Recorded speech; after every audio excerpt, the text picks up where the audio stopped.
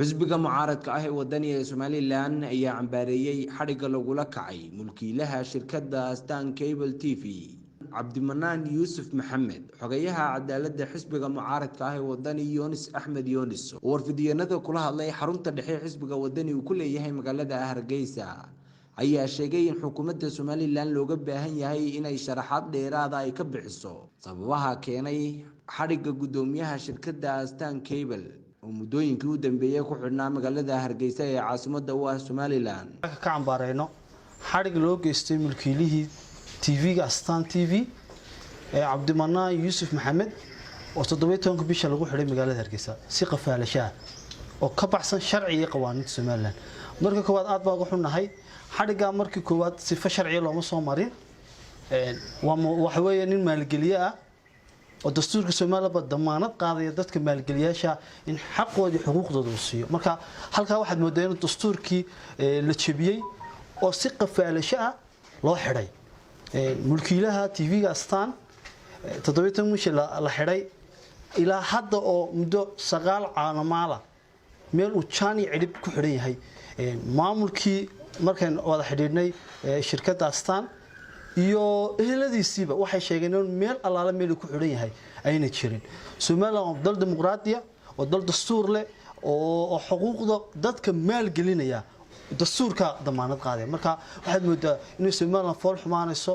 oo nidaamkii aan dawladnimada ahayn nidaam ka duwan dadka loola dhaqmayo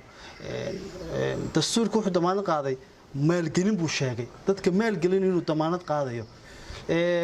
waxaana samaysay shirkadaasi shaqaabuur bay samaysay dad badan reer Somaliland ka shaqeynayay magaalada Hargeysa oo ay ku kooban tahay wali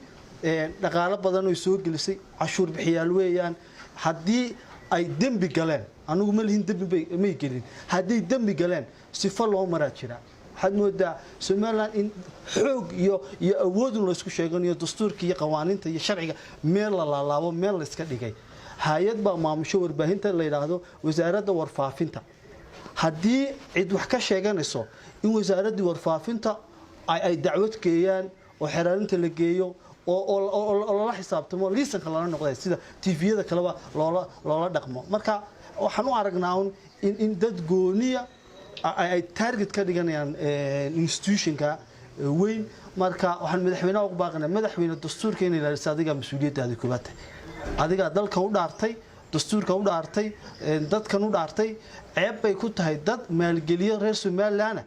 in la qafaasho waxayna colaad iyo u imaanaysaa u keenaysaa colaad iyo cadaawad ganacsatada reer Somaliland mandaqada ka ganacsada dadka reer Somaliland Hargeysa iyo Somaliland oo ganacsigooda ma yaalaan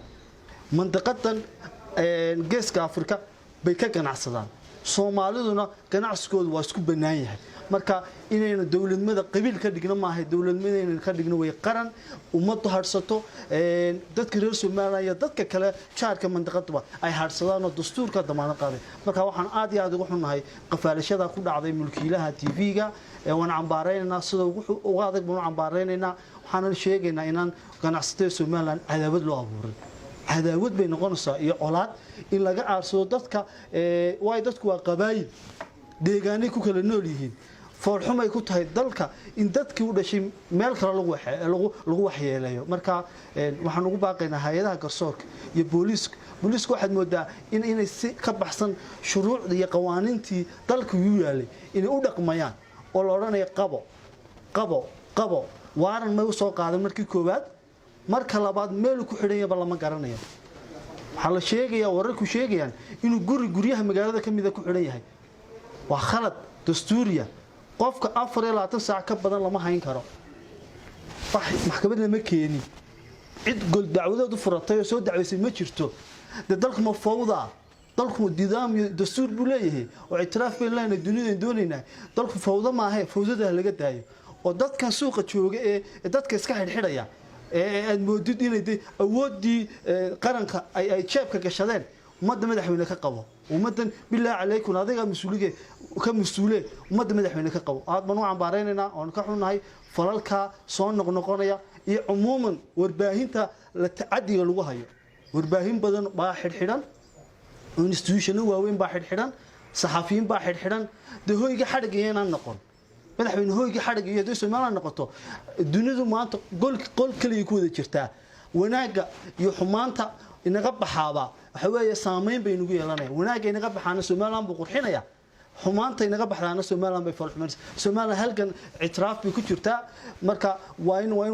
xorriyadda hadalka la fasaxa oo laga daayaa dictatornimada iyo kala talismada cabudinta badan ee bulshada lagu Idruus Maxamed Caynaan Gubjoog